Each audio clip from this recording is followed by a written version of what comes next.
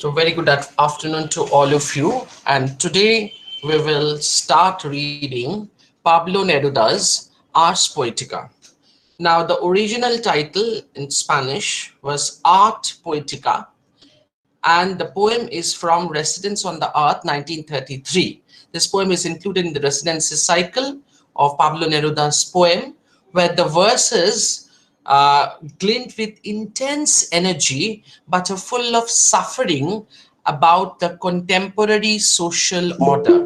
Okay, so these poems actually they glint with intense energy, but they are full of they exert Pablo Neruda's feelings about the sufferings related to the contemporary social order.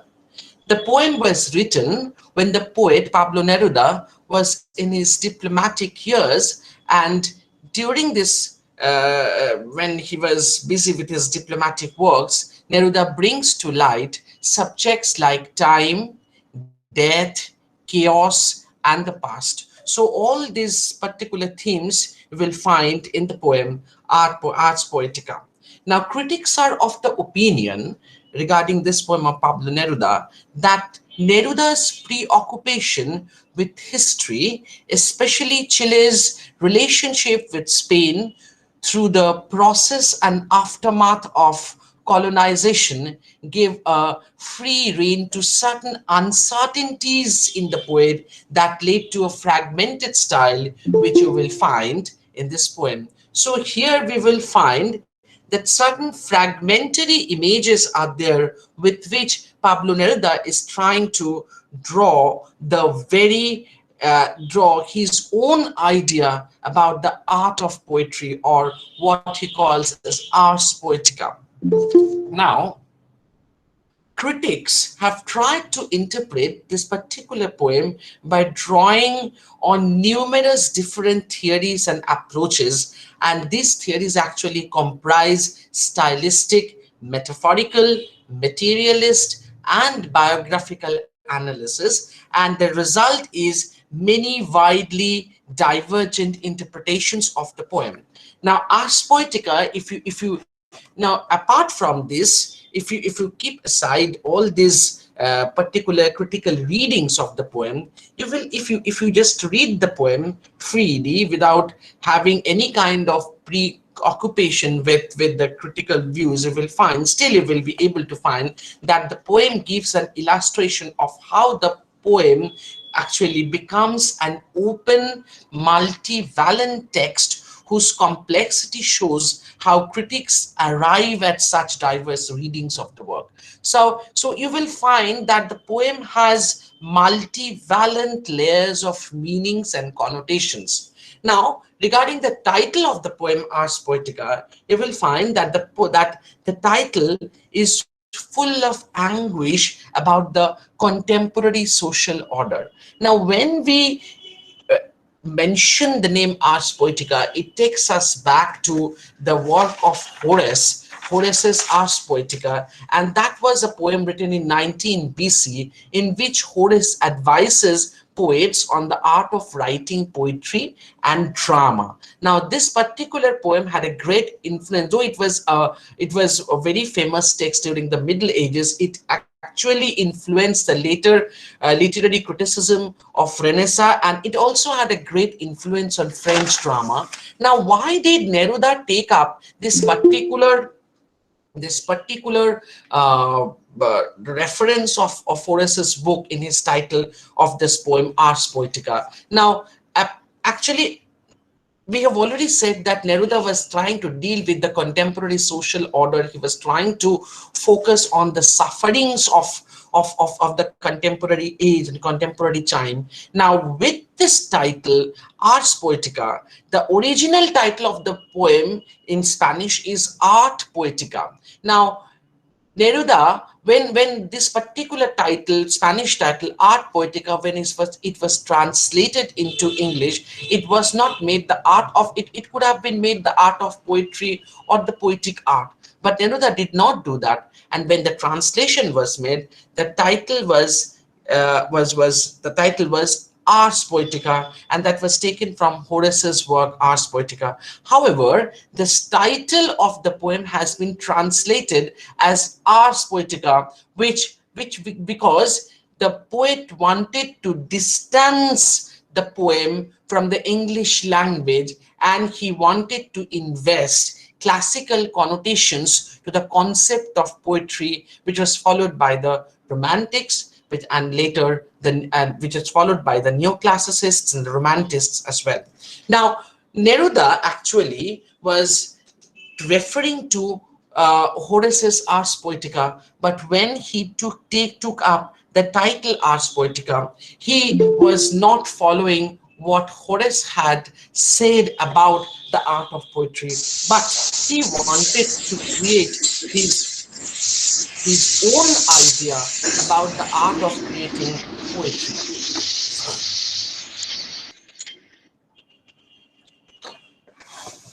Okay. Okay, I think there was a problem in the line about the art of creating poetry. Now, the language that he invests, the language of the poem, and that Neruda uses has classical connotations, as I have said, and which was actually followed by the neoclassicists and the romantics later. But Neruda's art, however, is actually distant from the neoclassical characteristics. He did not want to follow the neoclassicists in the line of their following the work of Horace and Ars Poetica. Now, how the neoclassicists followed Horace's Ars Poetica, Neruda did not follow that, but he took up the title and he wanted to define his art of poetry differently from that of the Romantics as well as the neoclassicists. Okay, he is therefore very definitely announcing his break with the traditional forms by presenting a series of disjointed images in his poetry, which very much goes with the poetical tradition and poetical style of the 20th century, and which actually herald what is clearly emblematic of 20th century. Now, if before going to the analysis of the poem, we can read the poem. So Ars Poetica goes like this: between shadow and space, young girls and garrisons, saddled with a strange heart, with funeral dreams, taken suddenly pale, my forehead withered by the rage of a widower's grief for each day of lost life. Oh, for each invisible drop I drink in a stupor, and for each sound I harbor trembling, I nurse the same far thirst, the same cold fever, a noise in labor, a devious anguish, as if thieves or emanations were coming in the enveloping shell, rooted, profound, like a humiliated scullion. A bell cracked a little, a mirror tarnished, the fog of a deserted house, whose guests come in at night, sloshed to perdition, with a stench of clothes scattered on the floor and a yearning for flowers. Another way to put it, perhaps, a touch lay sadly.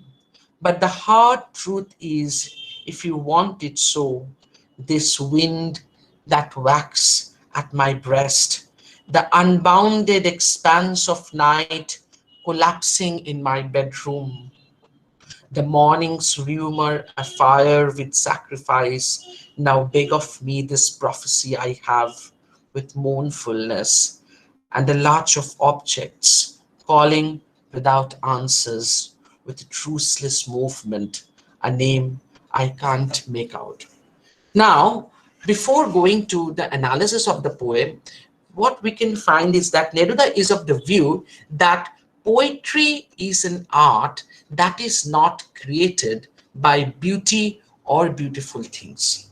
That poetry, here we can refer to the very idea of Baudelaire, in where Baudelaire in his poem Les Fleurs du Mal has said that poetry or any work of art comes out of the most evil things, even of the most uh, unlovely things, ugly things poetry can emanate. Now, Neruda is of the view that poetry is an art that is not created by beauty or beautiful things. Rather, it is born out of sufferings. Now, I said that poet Neruda is trying to deal with the suffering of the contemporary social order, and very artistically, he has tried to merge the sufferings of the contemporary social order with the sufferings of a poet while a poet is trying to create something, while the poet is trying to write poetry. Now he's trying to merge both these kind of sufferings here. Now in the earlier poem also, we have shown that how Neruda was dealing with the most intense subjective feelings with that of the social problems and the social issues.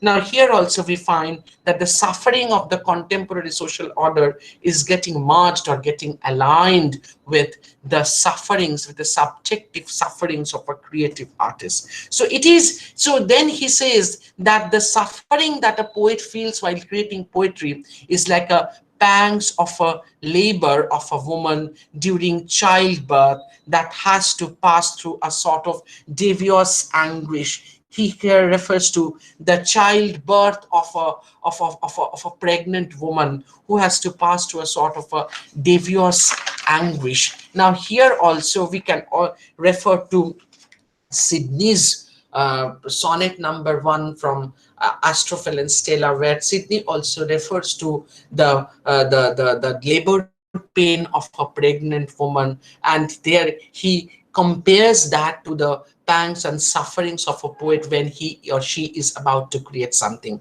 So here Neruda is comparing the suffering of a poet while creating poetry with that of the pregnant woman who is undergoing a sort of labor pain and he's feeling a sort of devious anguish. And there he says even a noise in labor before delivering a baby. So he actually refers to the very shrill cry or the noise of the pregnant woman when she's crying out of labor pain before delivering a baby.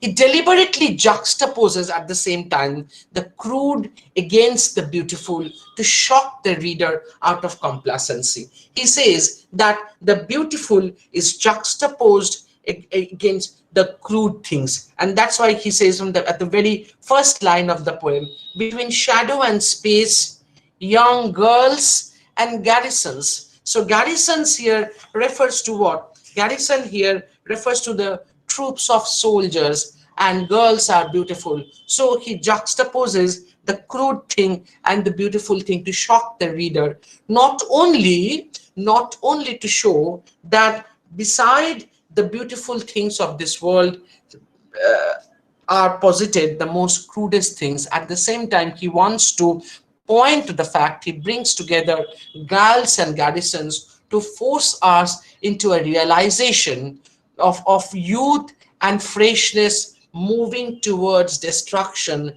that all battles causes. Now here he is how we will see that how he merges both the subjective feeling and the contemporary social order. It's a very good example here that Neruda has given, that apart from showing the pains and the anguish of a poet, and how the crude and the beautiful things are juxtaposed out of which art is created, he wants to show that all beautiful things are ultimately destroyed because of the destruction and battle which the contemporary life and the world actually is experiencing.